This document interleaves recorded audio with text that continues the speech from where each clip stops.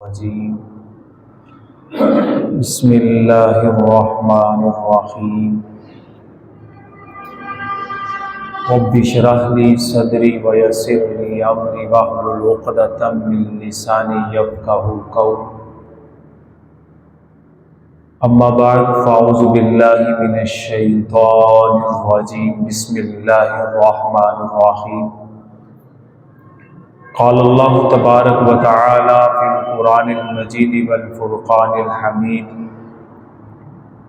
وَإِذْ قَالَ مُوسَى لِقَوْمِهِ إِنَّ اللَّهَ يَأْمُرُكُمْ أَن تَذْبَحُوا بَقَرَةً قَالُوا أَتَتَّخِذُونَا هُزُوًا قَالَ أَعُوذُ بِاللَّهِ أَنْ أَكُونَ مِنَ الْجَاهِلِينَ صدق اللہ العظیم وصدق رسولہ النبی الکریم الامین قال اللہ تبارک وتعالی فی شان حبیبہ مخبرا وعامرا ان اللہ وملائکتہ یصلون علی النبی یا ایہا الذین آمنوا صلوا علیہ وسلموا تسلیما۔ کوئی زبان خاموش نہ رہے، بآواز بلند درود پاک کے گجر نچھاور کیجیے۔ الصلاۃ والسلام علیک یا سیدی یا رسول اللہ وعلی آلک واصحابک یا سیدی یا حبیب اللہ۔ الصلاۃ والسلام علیک یا سیدی یا نبی اللہ وعلی آلک واصحابک یا سیدی یا نور اللہ۔ مولاي سلم وسلم دائما ابدا على حبيبك خير خلق كلهم منزه عن شريك في محاسنه فجوهر الحسن فيه غير منقسم يا أكرم الخلق ما لي من أعوذ به سواك عند حلول الحادث الأمم مولاي سلم وسلم دائما ابدا علی حبیبک خیر خلق کلہم۔ حمد و ثنا مالک کائنات رب ذوالجلال جل جلالہ وعظم برہانہ وعظم شانہ کی اپنی محبتوں، عقیدتوں اور مسرتوں کا خراج بارگاہ رسالت مآب نور مجسم شفیع معظم سرکار دو عالم بنی آدم امام الانبیاء حضرت محمد مصطفیٰ صلی اللہ تعالی علیہ وسلم کے دربار گہربار میں ہدیہ درود و سلام پیش کرنے کے بعد محترم حاضرین کرام اور سامعین حضرات، آج ہماری گفتگو کا موضوع ہے سورہ بقرہ کو بقرہ کیوں کہا جاتا ہے۔ کافی عرصے سے تقریباً میکسیمم 8 ماہ سے ہمارا جمعۃ المبارک کا موضوع سورہ بقرہ کی آیات بینات کے مطابق چل رہا ہے، اور کافی ہم نے قرآن پاک کی تفاسیر کی روشنی میں بیان کے موضوعات کو سننے کی سعی کی ہے۔ تو آج ہم قرآن پاک کے اندر ہی سورہ بقرہ کے نام کو جو بقرہ رکھا گیا ہے، گائے والی سورت، اس کا نام یہ کیوں رکھا گیا ہے اور اس کے پیچھے کیا محرکات تھے، اس کے متعلق ہم سنیں گے۔ خلاق عالم سے دعا ہے کہ ہمیں حق بات سننے اور حق بات سمجھ کر آگے پہنچانے کی توفیق عطا فرمائے۔ سورہ بقرہ کی آیت نمبر 67 یعنی 67 سے 74 تک آج اس موضوع کے مطابق بیان کیا جائے گا۔ اللہ رب العزت قرآن سمجھنے اور اس پر عمل پیرا ہونے کی توفیق عطا فرمائے۔ اس کا کچھ واقعہ یوں ہے کہ ایک شخص تھا بڑا امیر ترین، تفسیر طبری کے اندر اور تفسیر بغوی کے اندر انہی آیات بینات 67 سے جو شروع ہوتی ہیں اس کے اندر یہ واقعہ لکھا گیا ہے۔ ایک شخص تھا بڑا امیر و کبیر تھا اور اس کے پاس بڑا مال و متاع بھی تھا، لیکن اپنی کوئی اولاد نہیں رکھتا تھا، اپنی اس کے پاس اولاد نہیں تھی۔ اس کا بچا ہوا مال اگر وراثت کی صورت بنتی ہے تو بھتیجوں میں تقسیم ہونا تھا جو بھائی کے بیٹے تھے۔ اب جب یہ نظر آیا تو بعض اوقات یہ ہوتا ہے کہ چاہے ہمارے معاشرے میں تو یہاں تک بھی خبریں سننے کو ملی ہیں کہ بیٹے نے باپ کو مار دیا مال کی لالچ میں۔ پچھلے دنوں ہی ہمارے لاہور شہر کے بہت بڑے یعنی سیاسی بندہ تھا اور اس کو اس کے بیٹے نے مار دیا تھا مال کی لالچ کے اندر۔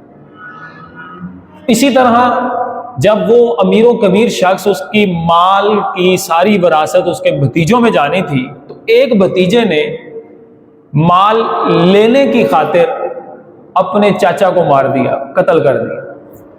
اب قتل کرنے کے بعد دوسرے محلے میں لاش کو پھینک آیا اور لاش جب ادھر پھینک دی تو آ کر یہاں پر دعویٰ کر دیا، یعنی قاتل بھی خود اور مدعی بھی خود بن گیا، دعویٰ کر دیا کہ مجھے انصاف دلایا جائے، قاتل کو ڈھونڈا جائے۔ اب ایک دوسرے پر الزام آنے لگے، ایک شخص کہتا تم نے قتل کیا ہے، وہ انکار کر کے کہتا ہے میں نے قتل نہیں کیا، فلاں نے قتل کیا۔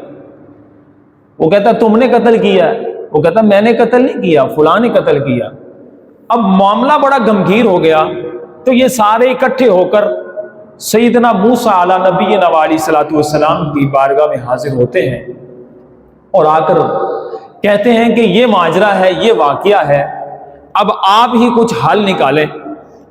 رب پاک نے قرآن پاک کے اندر ان آیات بینات کا نزول فرمایا۔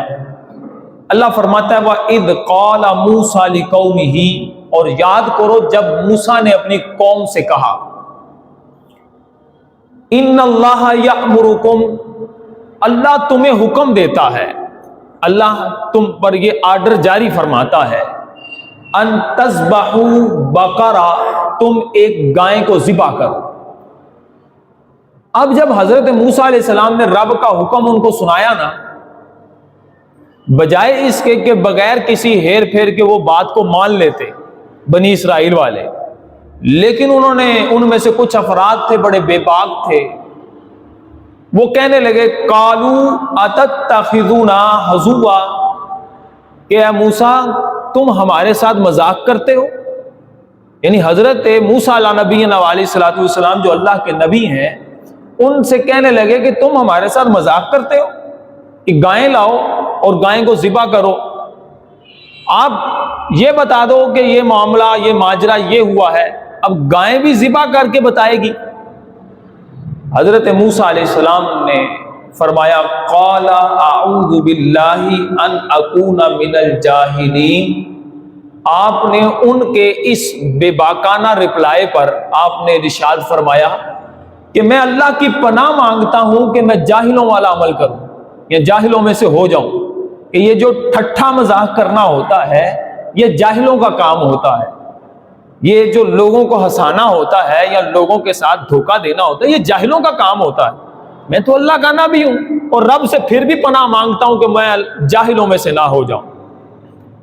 تو جب حضرت موسیٰ علیہ السلام نے یہ بات ارشاد فرمائی تو رب نے قرآن پاک کے اندر ان مکالمے کو قرآن پاک کی آیات کا حصہ بنا دیا۔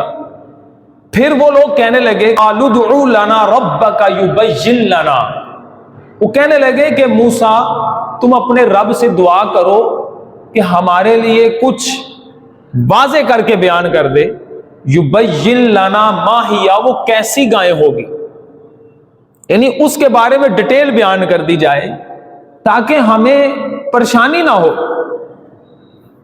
قال انہ یقول انہا بقرۃ لا فارض ولا بکر، حضرت موسیٰ علیہ السلام نے فرمایا کہ وہ گائیں ہیں کہ جو زیادہ بوڑھی بھی نہ ہو اور نہ ہی کم عمر والی ہو، یعنی چھوٹی بھی نہ ہو، ولا بکر چھوٹی عمر کی بھی نہ ہو اور نہ ہی زیادہ بڑی عمر کی ہو، اوان بین ذالک وہ درمیانی ہو، اور آگے فرمایا فَفْعَلُوا مَا تُؤْمَرُونَ، جس کا تمہیں حکم دیا گیا وہ تم کر گزرو۔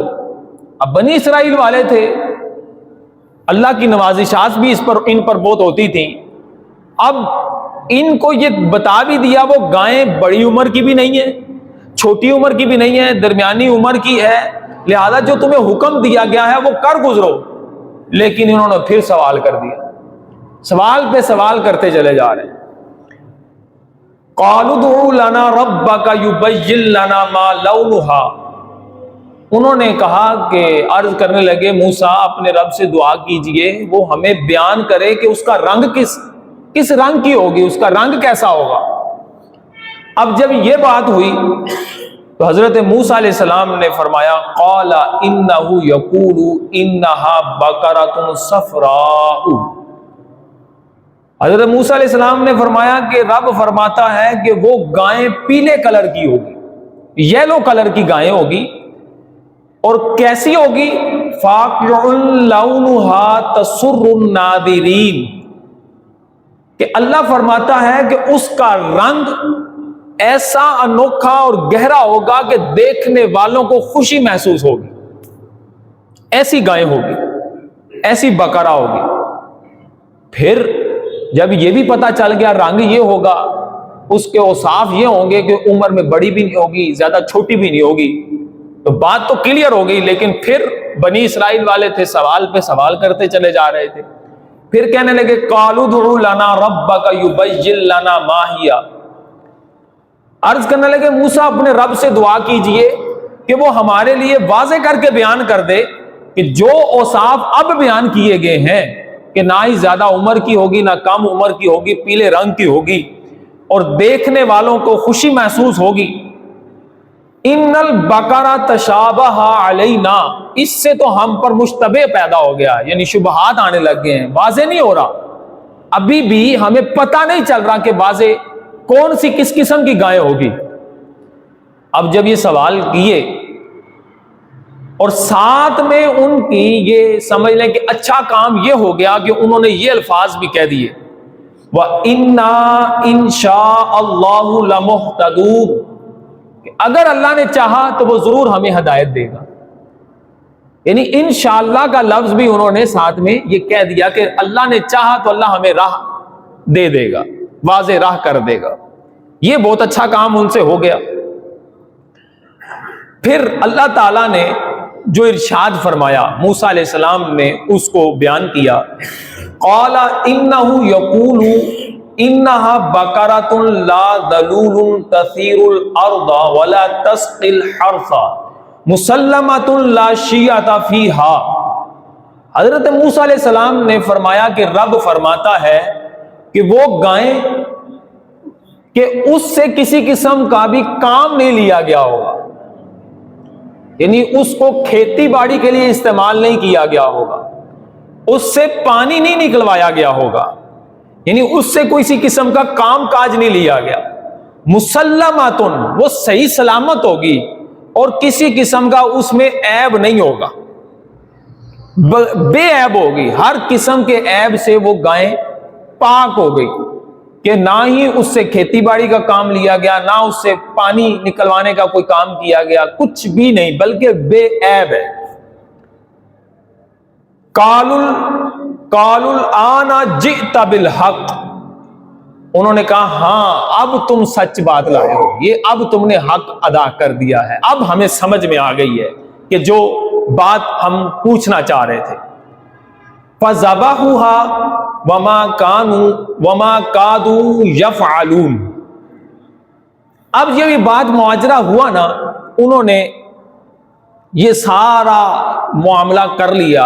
اب دوسری طرف واقعہ یہ ہے جو تفسیر بغوی کے اندر لکھا کہ ایک شخص تھا، بڑا نیک تھا اور اللہ تعالیٰ کی عبادت میں مصروف رہتا تھا، اس کے پاس ایک چھوٹی سی بچھیا تھی، چھوٹا جانور تھا، وہ اس کو لے کر جنگل میں گیا اور جنگل میں جا کر اس نے کہا یا باری تعالیٰ، یہ میں تجھے تیرے سپرد کرتا ہوں، تیرے حوالے کرتا ہوں، جب میرا بیٹا بڑا ہو جائے گا تو یہ امانت اس کو لٹا دینا۔ یعنی اس قدر اس کا رب پر توکل دیکھیے کہ وہ لے کر جنگل میں گیا اور جا کر بچیا کو اللہ کے حوالے سپرد کر دیا۔ اب یہ ہوا کہ اس شخص کا انتقال ہو گیا، جب انتقال ہو گیا تو وہ بچہ اپنی ماں کے پاس پرورش پاتا پاتا جب بڑا ہوا تو اس کی ماں نے کہا کہ بیٹا تمہارے والد نے ایک بچیا کو جنگل کے اندر رب کے سپرد کیا تھا، جاؤ اس کو جنگل سے تلاش کر کے لے آؤ۔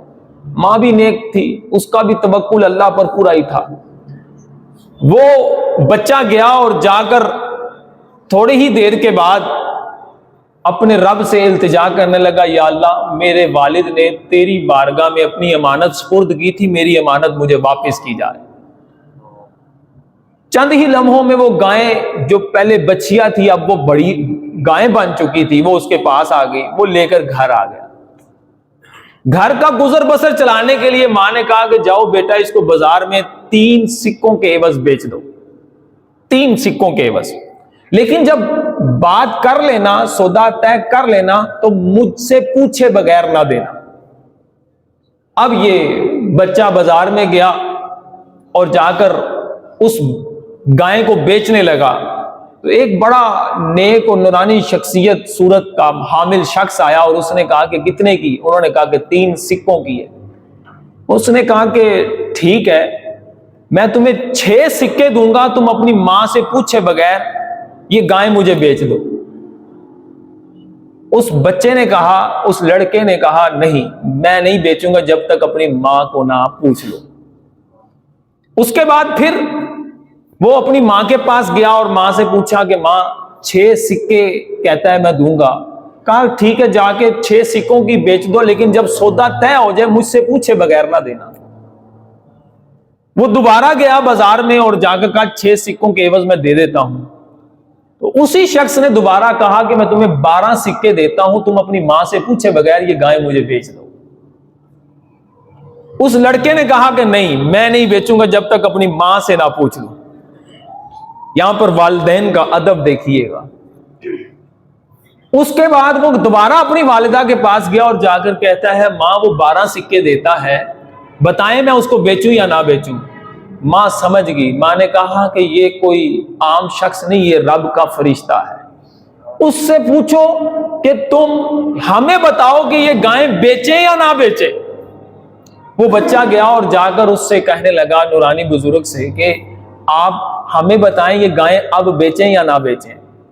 تو اس نے کہا کہ واقعی میں اللہ کا فرشتہ ہوں، میں تو امتحان لینے آیا تھا، تم اس میں کامیاب ہو گئے ہو، اپنے والدین کے بڑے فرما بردار ہو، لیکن میں تمہیں کہتا ہوں کہ یہ گائیں اب نہ بیچنا، بنی اسرائیل والوں کو اس کی ضرورت پڑے گی، اور اس وقت تم اس کی کھال بھر، جتنی کھال میں سونا سما جائے اس کے عوض تم نے اس کو گائے کو بیچنا ہے۔ یعنی چند سکوں کے بدلے میں بیچے جانے والی گائیں، ماں باپ کے فرما بردار بچے کے اس فرما برداری کی برکت دیکھیے کہ اس کا عوض گائے کے جسہ کے برابر پورا سونا بھر کر اس کھال میں جتنا آتا ہے اتنی قیمت بڑھ گئی ہے۔ اب وہ دوبارہ گھر آیا اور یہ ماجرا ماں کو سنایا۔ معاملہ ایسا ہی ہوا، بنی اسرائیل والے آئے اور انہوں نے آ کر کہا کہ یہ گائیں ہمیں دے دو، اور انہوں کی نشانیاں پوری پائی گئیں جو رب تعالیٰ نے ابھی ہم نے پڑھا لفظی ترجمے کے ساتھ سنا کہ وہ گائیں ویسی ہی تھی۔ تو اللہ تعالیٰ نے حکم ارشاد فرمایا فَقُلْنَا اضْرِبُوهُ بِبَعْضِهَا، اب ہمیں یہ کہا گیا کہ اس کا بعض حصہ اس قتل کیے جانے والے شخص کے باڈی پر مارو، یعنی اس پر اس کا گوشت کا، گائے کا گوشت کا ٹکڑا اس کو مارا جائے۔ كَذَلِكَ يُحْيِي اللَّهُ الْمَوْتَى وَيُرِيكُمْ آيَاتِهِ لَعَلَّكُمْ تَعْقِلُونَ، اسی طرح رب مردوں کو زندہ کرتا ہے اور وہ تمہیں اپنی نشانیاں دکھاتا ہے شاید کہ تم بات کو سمجھو۔ یعنی ہوا یہ کہ جب انہوں نے اس گائے کو ذبح کیا اور اس کی کھال بھر سونا اس بچے کو دیا اور اس کے گوشت کا ٹکڑا لیا اور اس مردہ جو قتل کیا گیا تھا اس شخص کو مارا، وہ واقعی زندہ ہو گیا اور اس نے بتایا کہ مجھے کس نے قتل کیا ہے، اس کے بعد وہ دائمی انس ہو گیا۔ تو یہاں پر ہمیں قرآن پاک کی میں نے کوئی 7 آیات کا لفظی ترجمہ آپ کے سامنے رکھا ہے۔ اس انوکھے واقعے کی وجہ سے سورت کا نام بقرہ رکھا گیا، گائیں والی سورت، یہ انوکھی گائیں تھی جس کی وجہ سے اتنی بڑی سورت کا نام سورہ بقرہ رکھا گیا ہے۔ اب یہاں پر ہمارے لیے سبق کیا ہے؟ سبق یہ ہے کہ اولاً کہ بے جا سوال کرنا ان کو سوالات کرنے کی وجہ سے وہ مشکلوں میں پڑتے چلے گئے. اور ہمارے معاشرے کے اندر بھی بعض لوگ ایسے ہیں کہ جب ان کو کہا جائے کہ نمازیں 5 ہی فرض ہیں تو وہ جو بیجا سوال کرتے ہیں نا، جیسے بسا اوقات ایسے بھی سوال کر جاتے ہیں کہ کفری کلمات بھی ہو جاتے ہیں کہ 5 ہی کو فرض کی 4 کر دی جاتی یا 6 ہوتی. نبی پاک تو 6 پڑھتے تھے. روزے رمضان کے ہی کیوں فرض ہیں؟ ہر مہینے کے 4 ہی فرض ہو جاتے تاکہ آسانی سے رکھ دیے جاتے. اتنی مشقتوں بڑا سفر حج ادھر جا کے ہی کیوں کرنا ہے؟ ماں باپ کو بھی دیکھنا حج ہے، لہذا ادھر ہی کر لیا جائے، وہ پیسے کسی غریب کو دے دیے جائیں. یعنی اس طرح کے سوالات. نکاح ہی کیوں کریں؟ بس جہاں بچہ اور بچی راضی ہو آپس میں گھر جا کے بسنا شروع کر دیں. نکاح کا ہی معاملہ کیوں؟ یعنی اتنی بے باکی والے سوال کیے جاتے ہیں کہ شریعت پر اعتراض ہو رہے ہوتے ہیں، جبکہ ہم مسلمان تھے. ہمیں یہ حکم تھا کہ رب اور رب کے رسول کا فرمان کے آگے سر تسلیم خم کر لینا. جو فرما دیا گیا اس کو ماننا ہے، اس کے آگے اپنا ذہن نہیں چلانا، اس کو مان کر اس پر عمل پیرا ہونا ہے. لیکن ہمارے معاشرے میں بعض بے باک قسم کے لوگ ہوتے ہیں، ہم نے تو فلاں کو سنا تھا لہذا وہ یوں کہہ رہا تھا تو آپ یوں کہہ رہے ہیں. اور بعض لوگ اگر کہہ بھی دیں نا کہ آپ علماء کے پاس بیٹھا کریں، کچھ دینی مسائل سیکھا کریں تاکہ آپ کو پتا ہو کہ فرائض کیا ہیں، واجبات کیا ہیں، نماز کے کتنے فرائض ہیں، نماز کی کتنی شرائط ہیں، روزے کی فرضیت کیسے کامل ہوتی ہے، اس کے بارے میں سارے معاملات کیے جائیں. اور ہمارے ہاں لوگ کیا کرتے ہیں، بجائے اس کے کہ جا کر سوال پوچھنے کے کہ ہم پوچھیں کہ فرض کیا ہے، واجب کیا ہے، ہمارے ہاں سوال کرنے والا آ کر سوال پوچھتا ہے آپ بتائیں آدم علیہ السلام کا قد کتنا تھا، وہ کتنے عرصے جنت میں رہے تھے، حضرت موسیٰ علیہ السلام کی نانی کا نام کیا تھا. یعنی اس سے جس کا لینا دینے کا کوئی تعلق ہی نہیں ہے، وہ جناب سوال کر رہا ہے کہ جس سے اس کا کوئی نہ فرضیت کے ساتھ تعلق نہ واجبات کے ساتھ تعلق، وہ امتحان میں ڈالنا شروع کر رہا ہے. اس کو کسی صفحے پر کسی اخبار کے تراشے پر لکھا گیا کہ فلاں نام تھا، اس نے جب امتحان شروع کر دیا جی مولوی صاحب کو یہ پتہ ہی نہیں. اور پھر وہ بے باکانہ طریقے کے ساتھ ہمارے سیکولرزم اور لبرلزم جو معاشرہ طبقہ بڑھتا چلا جا رہا ہے، وہ اس کی وجہ یہ ہے کہ وہ دین سے جب دور ہوتا ہے تو وہ پھر دیندار لوگوں پر اعتراضات کرنا شروع کر دیتا ہے. اور ہوا یہ کہ بنی اسرائیل والے جب اللہ تعالیٰ کا حکم آ گیا تھا کہ گائے کو ذبح کرے، وہ کوئی بھی گائے ذبح کرتے اور معاملہ حل ہو جانا تھا. لیکن انہوں نے پوچھا کہ بتاؤ ہمیں اوصاف کیا ہونے چاہیے. اب اوصاف پتہ چل گیا تو پھر فرمایا گیا جو تمہیں حکم دیا گیا ہے وہ کر گزرو. اب پوچھنے لگے اس کا بتاؤ رنگ کیسا ہونا چاہیے. تو یہ جو ہمارے ہاں یہ جو طبیعت پیدا ہو گئی ہے نا، بار بار سوال کرنا، بار بار دین کے معاملے میں سوال کرنا، یہ اپنے آپ کو الجھنوں میں ڈالنے کا. اللہ نے فرمایا 5 فرض ہے، 5 ہی پڑھنے. رمضان کے روزے فرض ہو رہے ہیں تو رمضان کے روزے ہی رکھنے، تو وہ فرضیت ہے، اس کا انکار نہیں کرنا. اگر انکار کرے گا بندہ کافر ہو جائے گا. یہ بھی ہمارے لیے سبق ہے کہ ان آیات سے ہم نے یہ سیکھا کہ بے جا بے تک کے سوال کر کے اپنے آپ کو نہ پھنسائیں. جو حکم آ گیا، اب بعض لوگ کہتے ہیں نہیں جی دین میں بڑی آسانی. ہاں واقعی دین بڑا آسان ہے، اور دین میں آسانی ہے اس کے لیے جو دین میں ہوتا ہے، یعنی جو دین پر عمل کر رہا ہو اس کے لیے دین بڑا آسان ہے. جو عمل نہیں کر رہا وہ یہی کہے گا جناب مولویوں نے مشکل کر دیا. جس کے لیے دین تو اس کے لیے مشکل ہے، کیونکہ اس کے لیے رکھ رکھاؤ طور طریقہ وہ سارا جناب فلمی ایکٹروں والا، بد مذہبوں والا، بد عقیدہ کافروں والا. اب اس کو کہا جائے نا جناب یہ چیز حرام ہوتی ہے، وہ کہے گا دین بڑا آسان ہے، مولویوں نے مشکل کر دی ہے. جبکہ مولوی یا کوئی مفتی صاحب یا خطیب صاحب جو حکم بیان کر رہے ہیں وہ قرآن و حدیث کو بیان کر رہے ہیں. اب بنی اسرائیل والے پھنسے کب ہیں؟ بے جا سوال کر کے. اچھا اس میں کوئی آسانی نکلتی ہے؟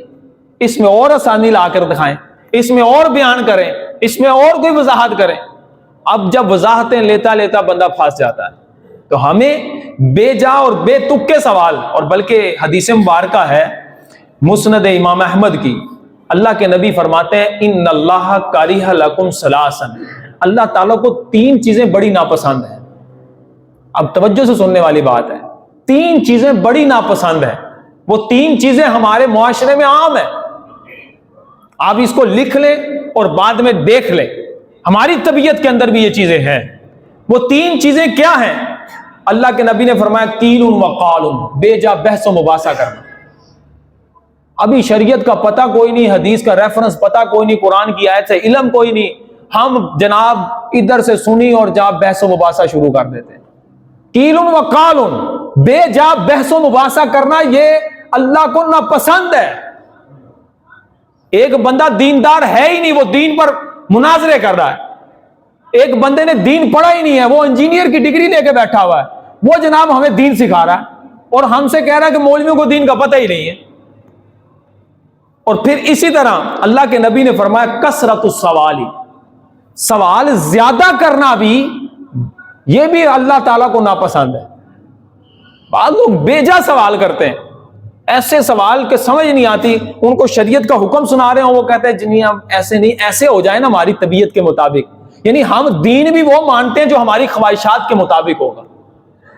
ہم نے دین کو تابع کر لیا، جبکہ ہم نے اسلام قبول کیا تھا کہ اسلام کے تابع ہو کر زندگی گزاریں گے، لیکن ہم دین کے ان اصولوں پر عمل چاہ رہے ہیں جو ہماری خواہشات اور ہماری طبیعت کے مطابق ہوگا.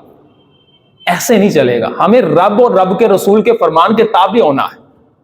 جو اللہ اور اللہ کے رسول کی اطاعت کرتا ہے وہی کامیاب ہے. اور تیسری بات اللہ کے نبی نے فرمایا اضاعت المال، مال کو ضائع کرنا. اور یہ ہمارے معاشرے میں عام ہے. ویسے ہماری جیب سے اللہ کی راہ میں پیسے نہیں لگتے، مسجد میں دینے ہوں تو ہم 10-20 روپے کا خستہ حال نوٹ نکال کر دیتے ہیں کہ جناب یہ اللہ کی راہ میں دینے لگے. اور یہی بندہ اگر ریسٹورنٹ میں جائے گا نا، ادھر ٹپ دینی ہوگی نا تو 500 روپے کی 300 روپے ٹپ بھی دے دے گا. جناب بڑے سخی کے گھرانے سے تعلق رکھتے ہیں، یعنی وہاں پر باہر کھڑے ہوئے جناب بانٹتے چلا جائے گا، اور اللہ کے گھر دینا ہو تو ہمیں پریشانی لاحق ہونے شروع ہو جاتی ہے. یہ فانڈی کیوں اکٹھا کرتے ہیں، یہ چندہ کیوں اکٹھا کرتے ہیں، جب ہمیں پتہ ہے ہمارے گھر کا سرکل 5 بندوں پر مشتمل 60,000 سے کم پر نہیں چلتا. تو اتنی بڑی مسجد جہاں پر اے سی بھی لگے ہوں، جہاں پر لائٹیں ہوں، جہاں پر پنکھے ہوں، جہاں پر ساری سہولتیں ہوں، امام و خطیب بھی ہو، وہاں پر ہمیں نہیں پتہ چلتا کہ یہ بغیر پیسوں کے نہیں سلسلہ ہوگا. اور پھر ہمارے سوال ہوتے ہیں جی مولوی صاحب بھی کوئی کھاتے پیتے ہیں. مولوی بھی انسان ہی ہوتا ہے، اس کا بھی سارا معاملہ وہی ہے جو آپ کے ساتھ بشریت کے تقاضے، اس کا بھی رکھ رکھاؤ ہے، اس کا بھی لینا دینا ہے. تو یہ جو ہمارا اضاعت المال کہاں ہوتا ہے؟ شادی بیاہوں پر دیکھا آپ نے کتنا مال لٹایا جاتا ہے. آئے دن خبریں آتی ہیں کہ دنیا کی مہنگی ترین ڈالر لٹا دیے، فلاں کر دیا، فلاں کر دیا، فلاں ریال کما کے آئے یہاں پر آ کر لٹا دیا. اسی بندے کو کہا جائے کسی مسجد بنا دے، کسی مدرسہ بنا دے، کہا نہیں جی ابھی پیسے بڑے کم ہیں، ابھی اتنا بیلنس نہیں ہے، بنائیں گے جب وقت آئے گا، جب بوڑھے ہو جائیں گے. یعنی اپنی موت کا تعلق اس نے بڑھاپے میں رکھا ہوا ہے. ہمیں غور کرنا ہے کہ اضاعت المال، اور یہی بندہ اس کے گھر میں بچہ پیدا ہوا، 5 سال سے اس کی برتھ ڈے منا رہا ہے رشتہ داروں کو اکٹھا کر کے، اور جب برتھ ڈے منائی جا رہی ہے کیک بھی بڑا آ رہا ہے، اور اس پر پیسے ضائع کرنے کے لیے وہ پھول جھڑیاں بھی لا رہا ہے، اور رشتہ دار بھی تیار شیار ہو کر آ رہے ہیں. یعنی 1 سال ٹھیک تھی، 2 سال ٹھیک تھی، 3 سال، میں نہیں منع کر رہا، شریعت کے مطابق ہو تو برتھ ڈے بھی منانا ٹھیک ہے. ہاں اس کے عمر کے لیے دعا کریں کہ اللہ تعالیٰ اس کو نیک بنائے، لیکن ہم وہاں پر کتنا مال ضائع کرتے ہیں. آئے دن ریسٹورنٹ بک ہوتے ہیں، فلاں کی برتھ ڈے، فلاں کا معاملہ، فلاں کا معاملہ. غریب سے غریب طبقہ بھی اپنے بچے کی برتھ ڈے کرنے کے لیے تیار ہے، لیکن رب کی راہ میں دینے کے لیے تیار نہیں ہے. وہاں سمجھتا ہے کہ مال ضائع ہوتا ہے. خدا را اپنی عقل کے جو خواہشات کے جو مطابق اعمال ہیں ان کو ترک کیجئے، دین پر عمل کیجئے تاکہ ہمارا معاملہ بہتر سے بہتر ہو. اور اللہ کے نبی علیہ السلام نے فرمایا، سنن دارمی کی حدیث مبارکہ ہے 4350، ریفرنس کوڈ کر رہا ہوں، فرمایا ان اللہ فرض فرائض لا تضيعوها، اللہ نے جو فرض کر دیے ہیں نا ان کو ضائع مت کرو. مال اکٹھا کرتے ہوئے نمازیں ضائع نہیں کرنی، مال کی محبت میں زکوٰۃ نہ دینا، یہ بھی اللہ کے فرض کو ضائع کرنا ہے. بعض لوگ ہوتے ہیں مالدار ہوتے ہیں، بینک بیلنس ہوتا ہے 15-20 لاکھ روپے پڑا ہوا ہے، اور اس سے ایکسٹرا کے گھر کا سرکل بھی چل جاتا ہے. حج فرض ہے لیکن حج کرنے نہیں جا رہا ہوں، بچوں کے لیے سوچ رہا ہوں کوئی مکان دوسرا ڈھونڈ لوں، کوئی دکان ڈھونڈ لوں. لیکن حج فرض ہے، اور حج کی فرضیت ہونے کے باوجود وہ بندہ حج نہیں کر رہا، اللہ کے نبی کا فرمان کا مفہوم ہے کہ وہ مسلمان ہو کے مرے، یہ پتہ نہیں، یہ غور کر لیں۔ اور بعض روایتوں میں کہ اس کو مسلمان کے قبرستان میں نہ دفنایا جائے۔ بعض لوگ مالدار ہوتے ہیں، کئی زمینیں ایکڑوں میں زمینیں ہیں، بیچ کر آدھی زمین لاہور آئے ہوئے ہیں، گھر بار سرکل چل رہا ہے، اور بعد میں ٹھیکے بھی دیے ہوئے ہیں، بینک بیلنس بھی ہے، لیکن حج فرض کو فرضیت نہیں ادا کر رہا۔ وہ کہتا ہے 2 عمرے کر لو رمضان کے حج ہو جاتا۔ ایسا نہیں ہے، جو اللہ نے فرض کر دیا اس کو ضائع مت کرو۔ اور اللہ کے نبی فرماتے ہیں حرم حرمات فلا تنتہکوها، جو رب نے حرام کر دیا ہے نا اس کی ٹو میں نہ پڑو۔ ہمارے بہت بڑے یہاں پر ایک لیڈر گزر گئے، اب تو اس کا نام لینے والا بھی کوئی نہیں ہے، یعنی علماء کو بٹھا کر، مشائخ کو بٹھا کر کہتا تھا کہ جناب کوئی سود کے معاملے میں حل نکالیے، اللہ نے حرام کر دیا ہے سود، تو سود کے معاملے میں حل کیا نکلے گا؟ اور ہمارے معاشرے میں بعض ایسے لوگ ہیں جو بینکوں کے اندر پیسہ رکھ کر انٹرسٹ لے رہے ہیں، اور انٹرسٹ کا مطلب ہی سود ہے، غیر مسلم بھی اس کو انٹرسٹ کہہ رہا ہے، ہم سمجھ رہے ہیں یہ نفع۔ تو رب نے جن چیزوں کو حرام کر دیا ہے اس کی ٹو میں نہ پڑو، اس کو حلال کرنے کی کوشش ہے نہ کرو، منع ہو گیا ہے، حدیث میں واضح طور پر ہے، قرآن کی آیات ہے، سود حرام ہے۔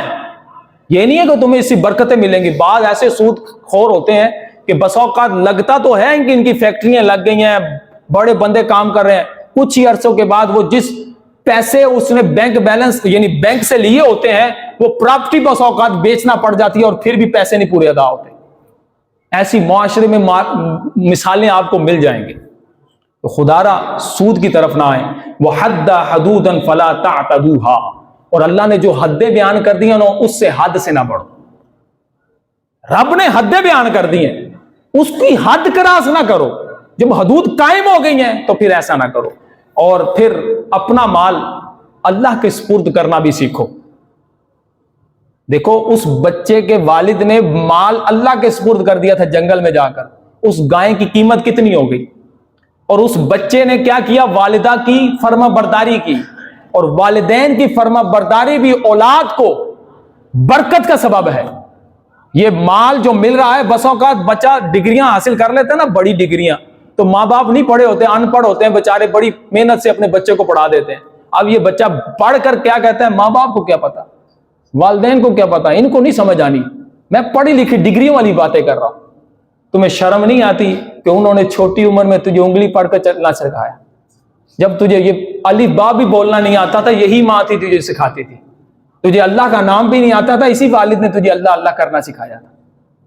تو خدا را ایسی صحبت جو والدین سے دور کر دے، ایسی صحبت جو خواہشات کا بندے کو پجاری کر دے، ایسی صحبت جو مال کی ہوس میں اپنے رشتہ دار کو قاتل بنا دے، ایسی صحبت بد سے اپنے آپ کو محفوظ رکھو۔